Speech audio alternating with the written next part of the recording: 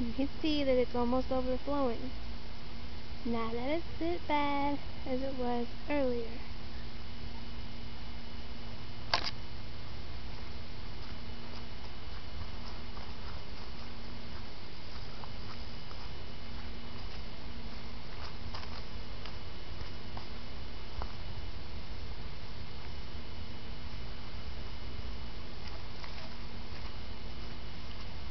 This is where Lisa and I were standing when we took our pictures. It does not look that deep, but it really is. And it's dangerous.